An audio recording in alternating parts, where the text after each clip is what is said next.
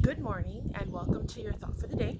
This is part 4 of the restoration series, and today I wanted to take it outside and actually do a restoration project. What am I going to restore? Well, glad you asked. I'm going to restore this chair. Okay, as you can see, it's not in its best condition. This chair was given to us when we first moved to Darby by a friend. She's like, "Oh, it's my grandmother's old dining set. Just take it." And so we did, and that's what we had for a time. And now it's just like an extra chair. But I didn't throw it away because it's still a good chair. It's very comfy. So I want to restore it. I'll be using these products. I have sandpaper. I have this thing, which I don't know how to use because I'm not a professional. And I'm either going to have to find a YouTube video on how to use it or ask my husband when he gets a break.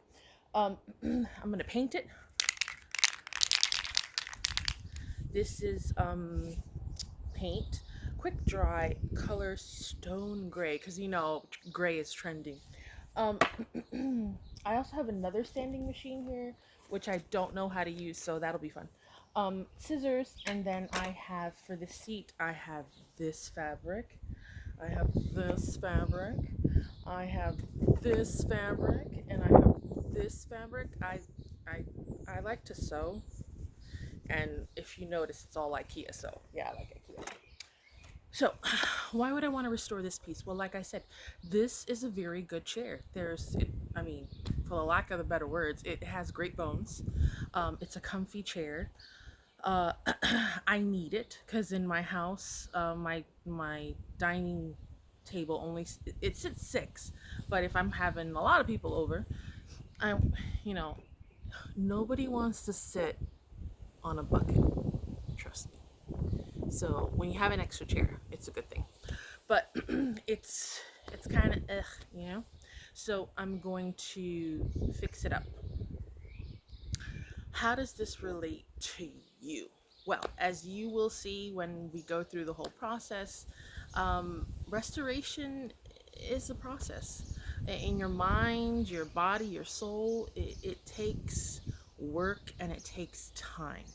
So the first thing I have to do is I have to get a damp cloth and wipe it all down to make. No, that's after I paint. Sorry, wrong order. I'm gonna sand this, okay? So what I'm going to do is I'm gonna take a piece of this sandpaper and I'm going to sand it down. But I also want to use this machine. So stay tuned to what's going to happen next.